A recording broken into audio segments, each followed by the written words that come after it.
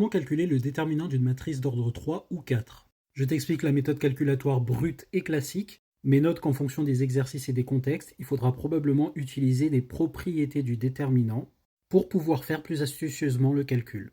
La première étape, c'est de mettre virtuellement ces signes devant les coefficients. Alors ne les écris pas dans le calcul de la matrice, tu fais ça sur ton brouillon, ça va nous aider pour la suite. Comment est-ce qu'on met ces signes? Eh bien, on commence par un plus tout en haut à gauche, et après je continue sur une même ligne ou sur une même colonne en alternant les signes. Donc ici j'ai un plus, j'alterne moins, puis ensuite plus, et je reprends ici moins, puis plus. Et je fais la même chose à partir des autres, donc pour la colonne, etc., etc. Tu peux checker que c'est bien le cas pour une matrice 4-4, et ça marche pareil pour une matrice 5-5, 17-17, ce que tu veux. Ensuite, je vais sélectionner une ligne ou une colonne qui est avantageuse calculatoirement. Basiquement, une ligne ou une colonne qui a beaucoup de zéros. Par exemple, celle-ci pour cette matrice, et celle-ci pour cette autre matrice.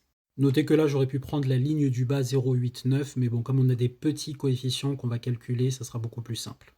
Et on va dire qu'on va développer par rapport à la colonne ou à la ligne qu'on a choisie en utilisant une des formules de calcul du déterminant. Je ne vais pas la rappeler, mais je vais te montrer comment faire.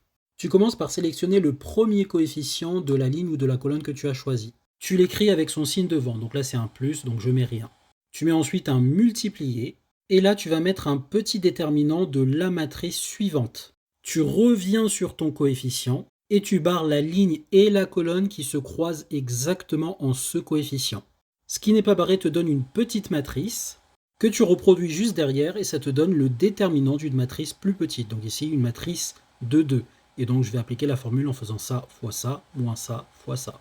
Ensuite, je prends le coefficient suivant en tenant compte du signe, et je fais exactement la même démarche. Donc ça, vous le faites sur vos brouillons ou dans votre tête, mais attention, ne vous embrouillez pas, c'est très facile de se perdre dans tous ces calculs. Et je réécris la petite matrice ici des nombres qui ne sont pas barrés. Je fais la même chose avec le dernier qui est 0, j'ai pas pris la peine de le noter, puisque ça va faire 0 fois le déterminant qui fera 0. C'était justement l'intérêt de choisir cette colonne. Ce qui nous donne, après calcul, bien ceci en appliquant la formule du déterminant pour les matrices de taille 2,2. On fait exactement le même bail pour la matrice de taille 4,4, donc j'ai mon coefficient, je barre la colonne et la ligne qui se croisent en le coefficient, et je reproduis la matrice qui apparaît ici dans l'ordre. Et je n'oublie pas le signe devant mon coefficient, ce qui me donne bien ceci, je te laisse vérifier. Et j'appliquerai la même méthode pour calculer le déterminant de cette matrice 3,3. Donc oui, calculer des déterminants avec cette méthode-là, c'est en général très lourd calculatoirement si les matrices sont de grosse taille. Et c'est pourquoi je ne vais pas finir ce calcul, mais te demander de mettre la réponse en commentaire, BG. N'hésite pas si tu as des questions, bisous.